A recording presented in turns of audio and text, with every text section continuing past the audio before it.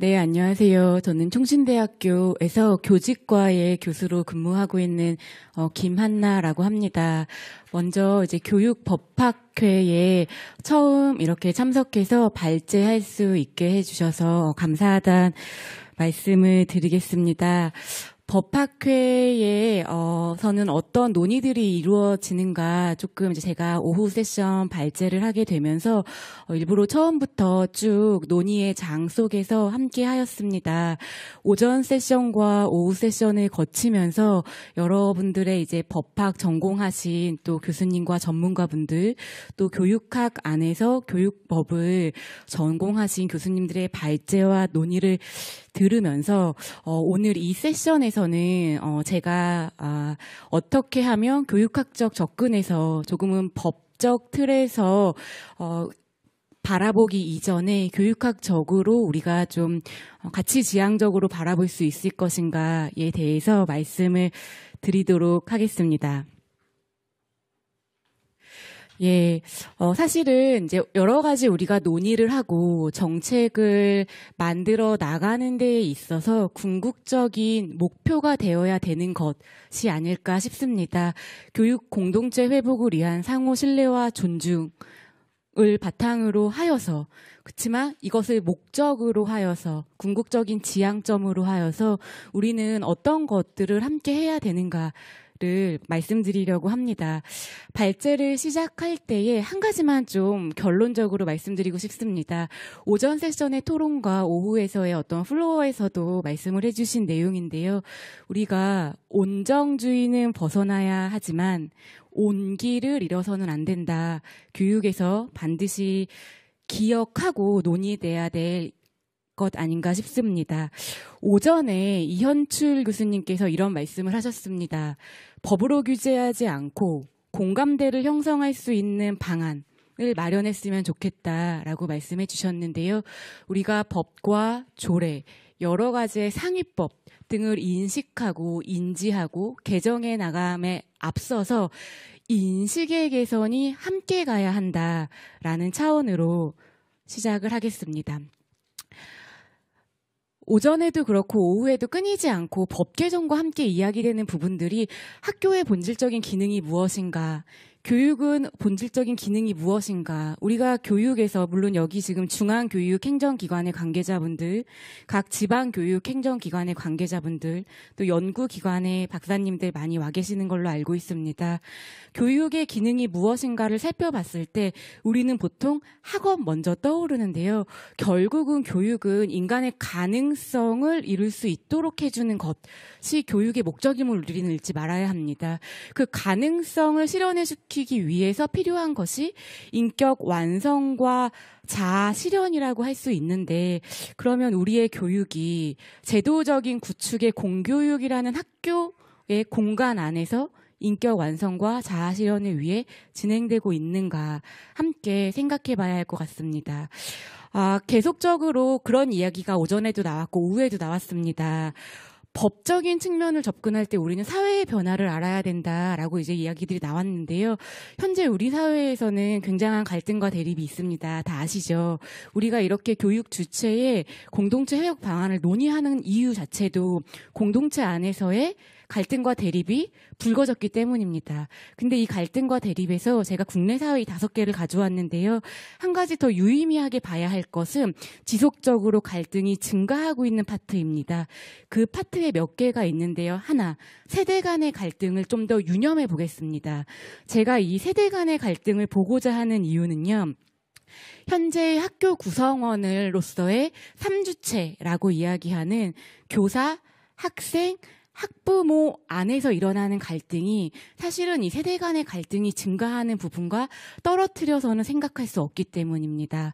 교사들의 여러 가지 모습, 교권 보호에 대해 이야기하고 있는데 교사들의 현장 교사의 구성이 어떻게 되어 있는지 아십니까?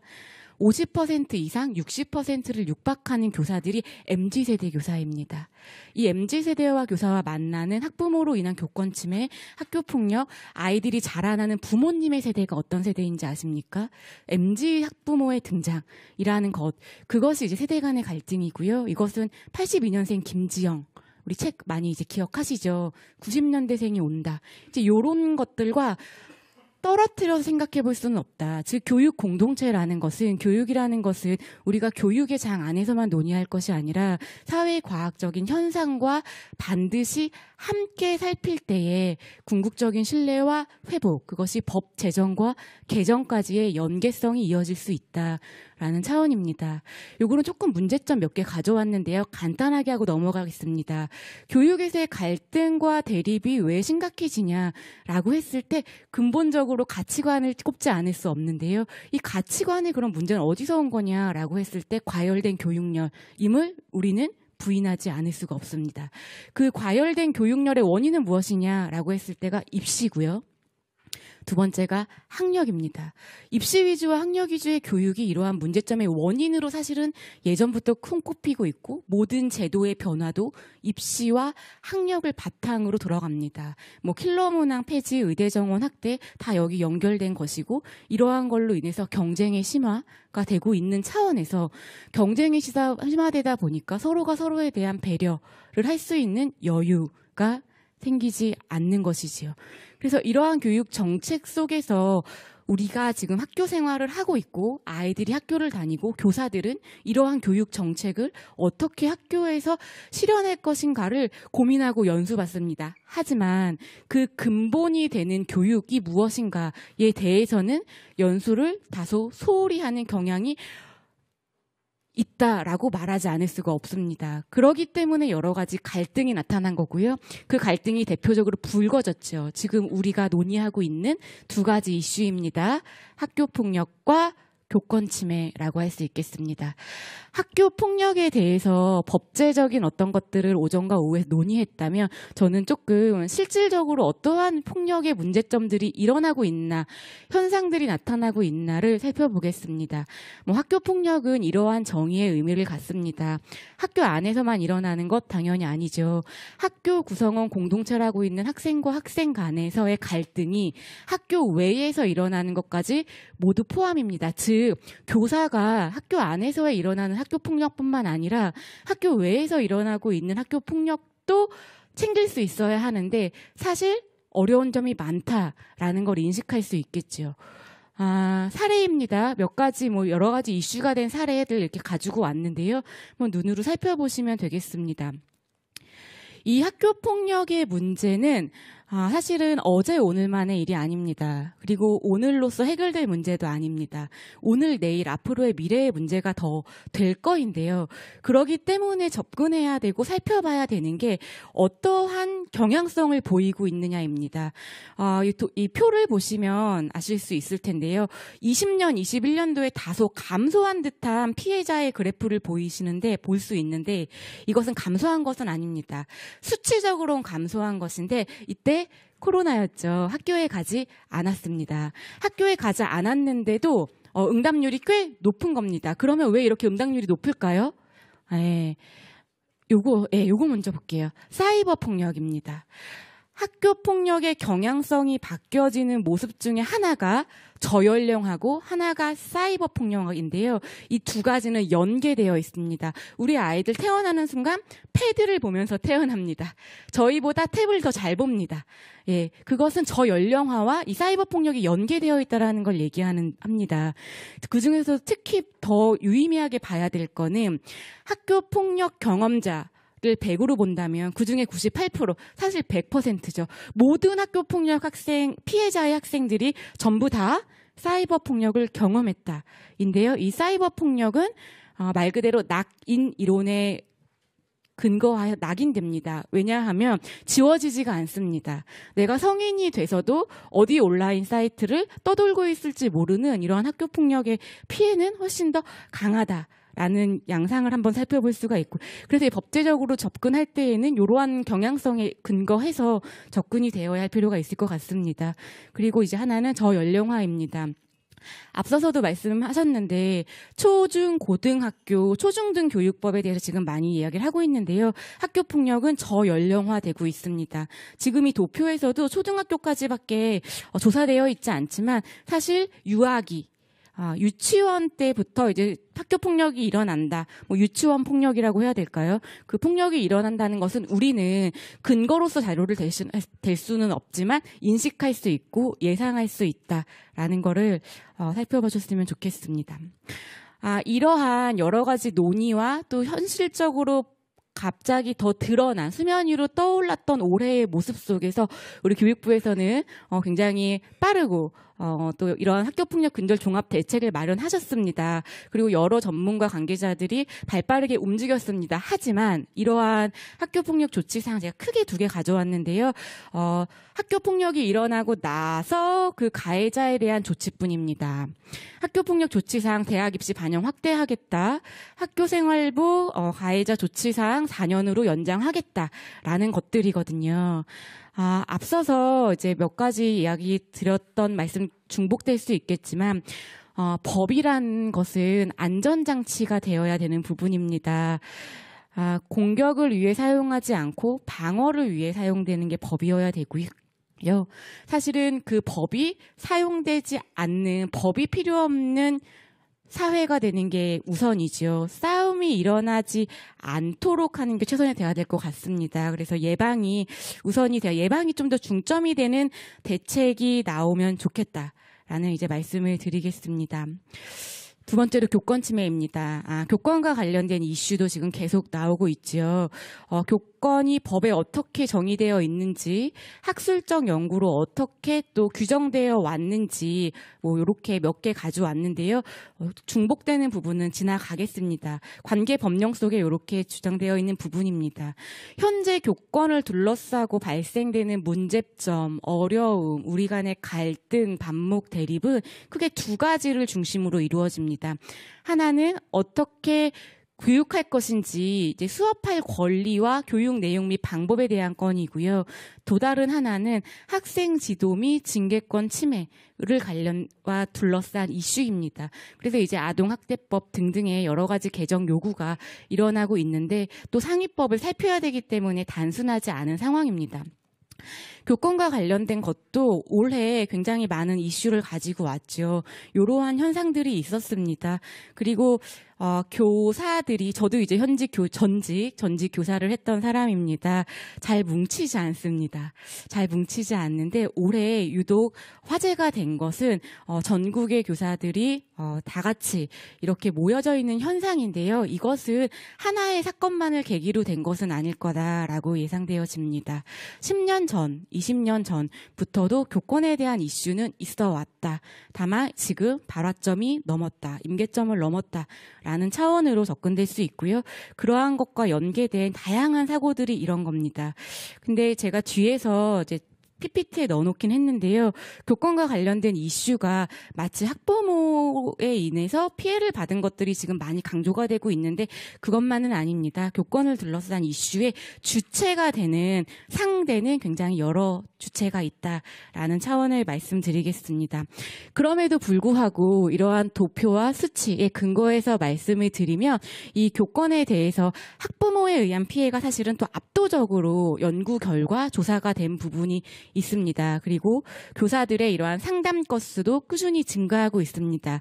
상담 건수가 증가하고 있는데 이 상담이 잘 되고 있는지 실효성과 관련해서 의문입니다. 왜냐하면 교권 침해로 인해서 교직을 떠나려는 교사들의 파이, 교사가 되지 않고자 하는 어떠한 응답률 등이 증가하고 있기 때문에 실질적으로 우리가 제도적으로 정책적으로 하려는 것이 그 결과에 맞는, 그 목적에 맞는 결과를 도출하고 있는가도 우리는 함께 고민해야 됩니다. 요거 이제 뭐 하나 가져왔는데요. 학부모에 의한 교육활동 침해 비율을 학교 급별로 조사한 것입니다. 초중고로 갈수록 이제 줄어들고 있는데 초등학교가 월등히 많다. 학교 폭력도 저연령화되고 있다. 실질적으로 모든 것이 저연령화되고 있는 문제점들이 있다라는 걸 살펴볼 수 있고요. 여기서 제가 좀 말씀드리고 싶은 것은 상호 신뢰와 존중을 위해서는 현실을 파악해야 되고 현실의 문제점을 파악한 다음에는 이 문제를 일으킨 원인을 파악해야 됩니다. 원인을 파악하기 위해서는 상대가 가지고 있는 생각을 알아야 되고 이 생각을 알 때에 이해할 수 있고 이해가 기반될 때에 신뢰할 수 있습니다. 교사와 학부모가 생각하는 교권 침해의 증가 이유가 다릅니다. 교사가 생각하는 이유는 교육활동 침해 처벌이 미흡하기 때문이다라는 것이 실제 증가 이유로 나왔고요. 학부모님께서 생각하시는 교권 침해 사례 증가 원인은 인권이 지나치게 강조됐다, 그 다음에 교원에 대한 불신이 있었다 등등의 이제 조금은 다른 원인을 살펴볼 수 있었습니다. 여기 이제 학부모분님들도 우리 와 계시는 걸로 알고 있습니다. 제가 최근에 교육청과 교육지원청에서 주관하는 학부모 교육에 이제 몇 번 이렇게 강의를 하러 가곤 했는데요. 말씀드리는 게 있습니다. 또 교원분들께도 말씀드리는 게 있습니다. 교사와 학생, 학부모에게 누가 피해자고 누가 가해자라는 것을 구분하는 것은 굉장히 어렵다. 피해자와 가해자를 구분하려는 노력을 하는 것에 앞서서 우리는 이들을 이해하려는 노력을 더 많이 기울이는 것이 조금 필요하다라는 것을 말씀드리겠습니다. 이 학술 대회에서의 제목에도 나와 있는데요. 계속 교육 공동체라고 나와 있거든요. 그럼 이제 도대체 교육 공동체가 가지는 의미가 무엇이냐를 살펴봤을 때 이 세 가지가 채워지는 관계가 교육 공동체다라고 할 수 있는데요. 이 세 가지가 채워지지 않기 때문에 교육 공동체의 갈등이 나타났다라고 할 수 있겠습니다. 이 세 가지를 채우려면 어떻게 해야 되나? 굉장히 선언적이고 가치지향적인 말일 수 있겠지만 그럼에도 불구하고 기본적으로 우리는 이러한 것을 공유하고 인식이 제고됐을 때 법과 제도가 적용될 수 있다라는 차원도 말씀드리고 싶습니다. 과거와 현재 달라진 교육 분위기, 인권조례 폐지, 교권보호 지금 이런 것이 계속 대립구도로 얘기되고 있기 때문에 왜 인권이 강조됐었고 지금은 왜 교권이 강조되어야 하고 있는지 이 분위기의 전환의 문제를 가지고 온 부분입니다. 구체적인 회복 방안입니다. 당연히 신뢰와 존중인데요. 그럼 이 신뢰와 존중 할 때 신뢰와 존중을 쌓기 위해서 우리는 무엇을 해야 되냐라는 관점으로 접근 드리겠습니다. 크게 세 가지 가져왔습니다. 예의, 존중, 역할입니다. 너무나 당연한 이야기일 수 있지만 이 예의, 존중, 역할에 대해서 한 번씩만 제가 말씀드리겠습니다. 예의란 무엇일까요? 우리 예절교육, 이전에도 인성교육 말씀해 주셨고요. 가정교육 말씀해 주셨는데요. 여기에서의 예의라는 것은 에티켓 매너를 얘기합니다. 서로가 서로에 대해서 믿고 신뢰할 수 있는 것.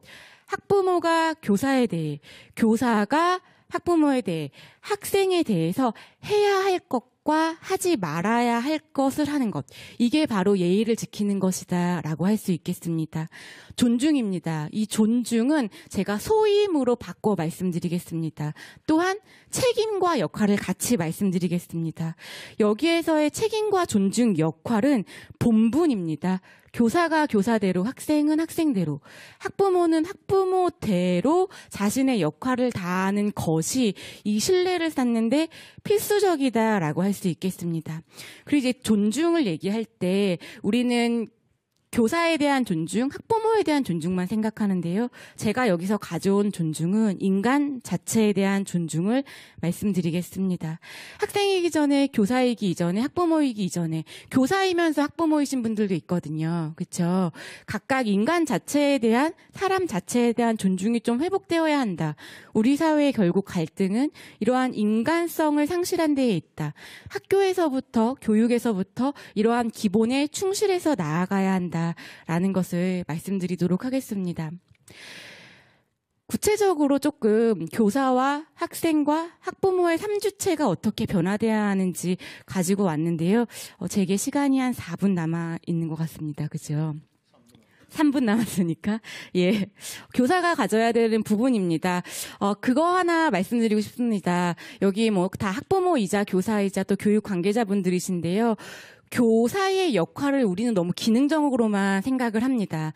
교사가 가져야 될 역할은 아까 인공지능 시대 이런 말씀도 나오셨는데 앞으로의 미래 사회에 미래 교육이 중요시되면 중요시 될수록 인공지능 사회가 중요하게 여겨지면 다가오면 다가올수록 교사가 가져야 되는 역할, 기능적인 차원이 아니라 인간적인 차원의 학생과의 관계적인 측면에서 역할은 중요시 될 것입니다. 실제로 교사의 기대 수준이 학생의 학업 성취에 영향을 미치고 있습니다. 있습니다. 학업 성취뿐만이 아니라 교사의 기대 수준, 피드백, 관계성이 학생의 인성 역량에 영향을 미치고 있습니다. 그래서 인지적, 정의적인 영역 모두에 교사와 학생 간의 관계성이 영향을 미치고 있습니다. 이 부분을 인식하시고 교사의 역할에 대해서 기능적인 측면에 치우치지 말아야 한다라는 것을 말씀드리고 싶습니다. 학생은 넘어가겠습니다.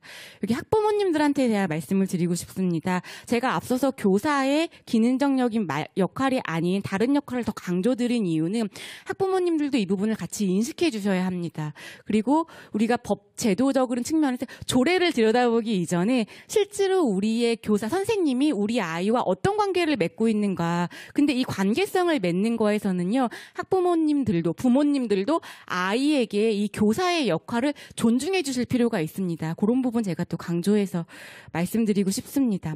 교권 추락에 대한 문제가 심각화되면서 교육부에서 이러한 대응책 내놓았는데요.